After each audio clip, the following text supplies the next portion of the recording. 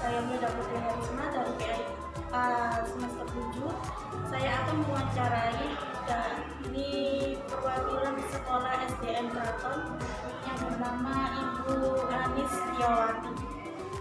Halo, Assalamualaikum warahmatullahi wabarakatuh. Perkenalkan, nama saya Anis Setiawati.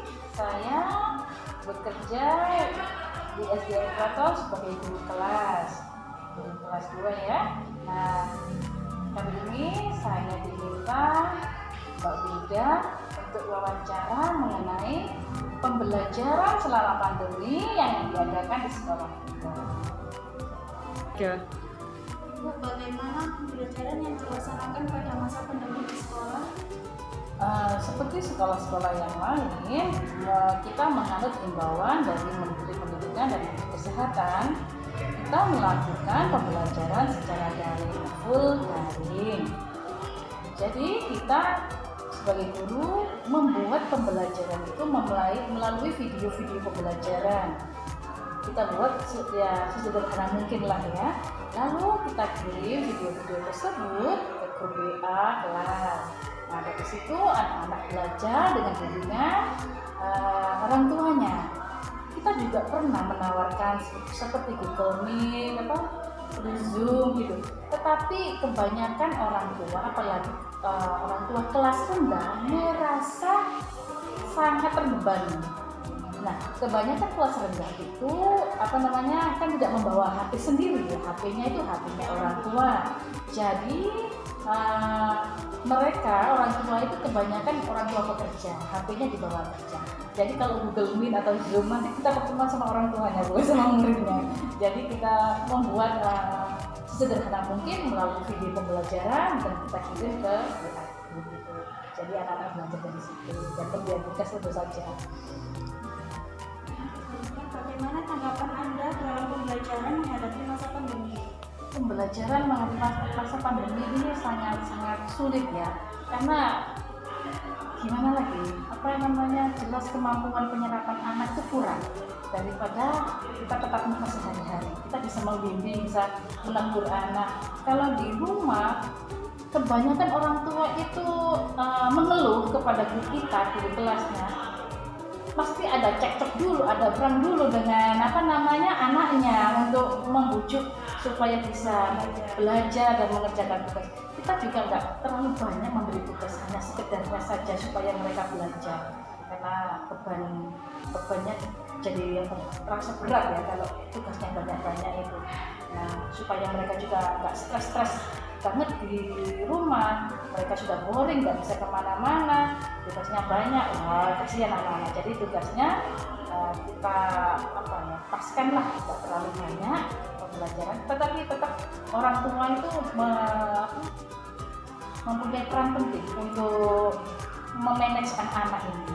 Kalau orang tuanya menyerah, ya itu kasihan anak-anaknya.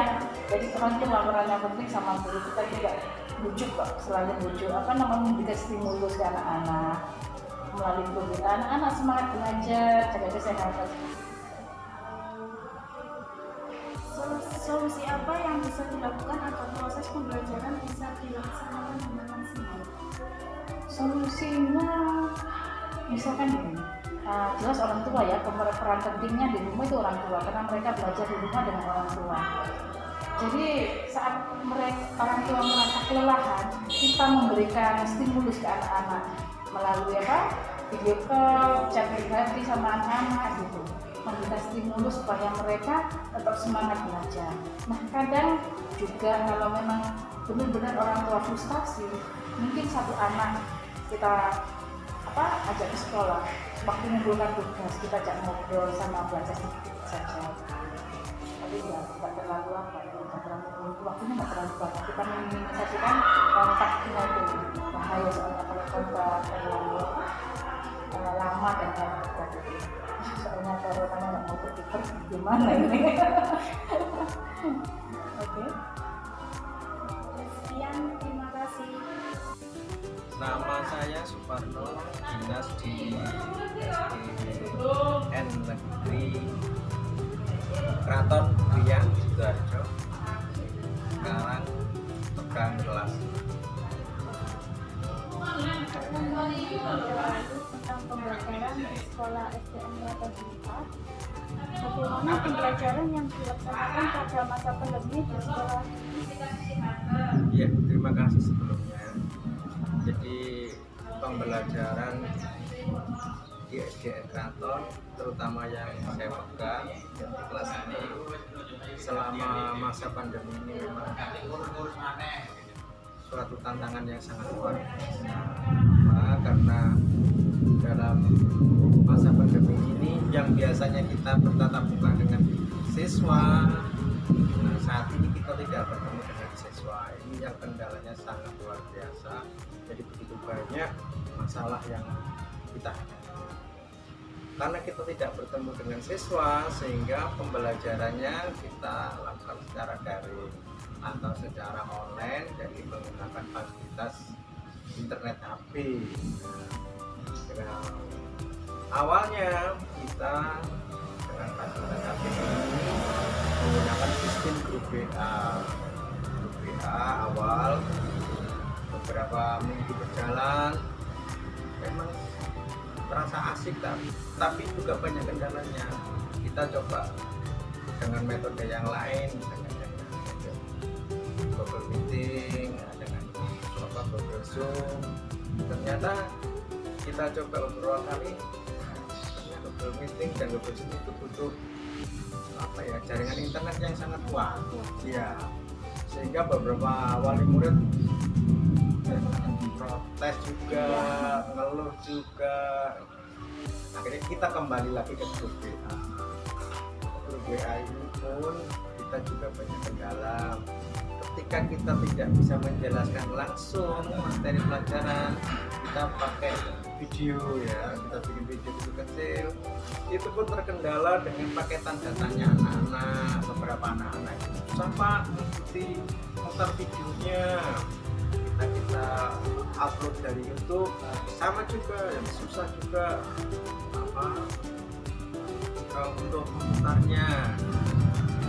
Belum lagi yang anak-anak yang nggak punya HP, jadi HP-nya itu HP-nya orang tua dibawa kerja, jadi nunggu orang tuanya pulang kerja. Kadang-kadang kalau shift malam orang tuanya datangnya malam, sehingga terpaksa mereka ya ngerjakannya malam, sehingga memang tantangannya banyak. Dari grup WA, dari Google Meeting kita analisa, kita perbaiki, akhirnya kita ambil solusi, yaitu dengan memberikan tugas lembar tugas. Jadi di kelas saya itu anak-anak kita bikin grup sesuai tempat tinggalnya, kelompok maksudnya, bukan grup ya. Katakanlah di keraton ini ada 3 dusun, 1 Sudomukti, 1 Keraton, 1 Parengan. Itu saya bikin grup Parengan. Nanti ada beberapa siswa, saya beri tugas, saya antar tugasnya ke sana. Mereka yang menyebarkan teman-temannya. Selesai tugas, mereka ngumpulkan. Itu juga kita coba seperti itu. Terus kita juga mencoba memberikan tugas kepada anak untuk membuat video, apakah itu berupa video hafalan, video belajar, sehingga anak-anak itu tidak merasa bosan dengan tugas yang kita berikan tiap hari. Betul ya. Pertanyaan ini, ayo anak-anak coba wis, kamu sekarang yang belajar kamu foto, kalau bisa punya paketan banyak atau wifi dekatmu ada, kadang warung kopi kan ada juga anak-anak yang bisa seperti itu. Ayo bikin membaca saja, membaca pelajarannya kamu video. Kalau yang olahraga ya bikin gerak-gerak olahraga. Terus kemudian yang agama itu juga video ngaji. Bagaimana tanggapan Anda dalam pembelajaran menghadapi masa pandemi? Kalau boleh berpendapat ya, ini adalah pengalaman seumur hidup yang sangat berkesan di dalam dunia pendidikan kita ya. Banyak sekali istilahnya rintangan, masa masalah-masalah yang timbul saat begitu kita tidak bisa bertatap muka kepada anak-anak, jelas pelajaran yang kita sampaikan tidak akan masuk. Pemahaman dasar pelajaran juga tidak menancap ke pikirannya anak secara langsung. Belum efek-efek keluhan dari luar yang paling banyak. Jadi anak-anak itu rebutan HP di rumah, rebutan dengan kakaknya, rebutan dengan orang tuanya, belum jatah paketan yang harus diberikan orang tua kepada anaknya.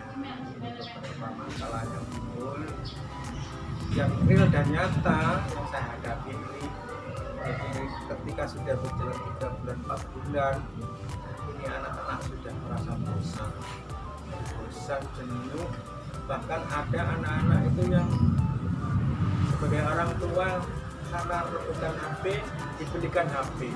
Kata dibelikan HP 1 minggu itu mengikuti pelajaran yang bagus, konsisten, absen, mengerjakan ya. Setelah itu terpengaruh dengan game, akhirnya perhatian pelajarannya tidak ada, tidak ngerjakan tugas, bahkan absen pun tidak, asik dengan game. Jadi orang tua sudah susah-susah memberikan HP, anak salah menggunakan. Ini beberapa kendala. Lalu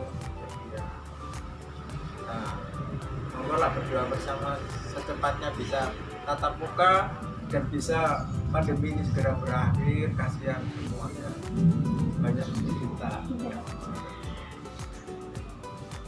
Solusi apa yang bisa dilakukan agar proses pembelajaran bisa dilaksanakan? Ya. Kalau solusi pembelajaran maksimal kiranya tidak bisa dilaksanakan secara maksimal ya.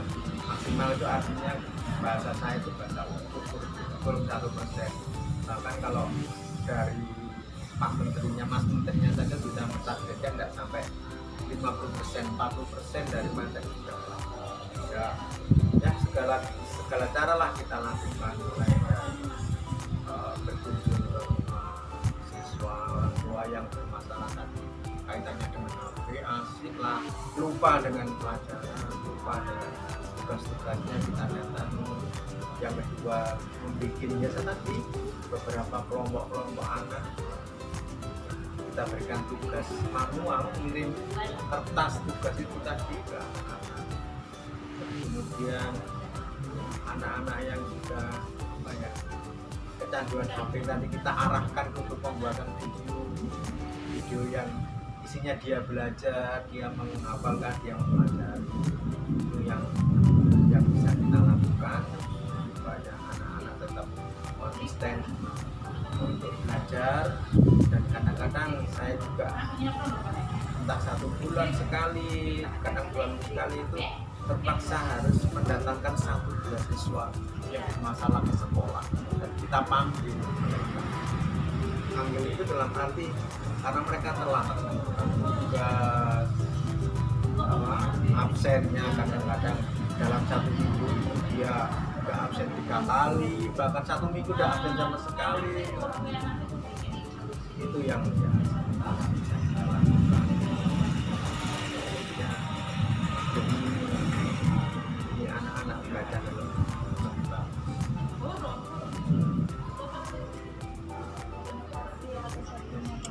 lebih sama-sama. Sekian dari saya. Assalamualaikum warahmatullahi wabarakatuh.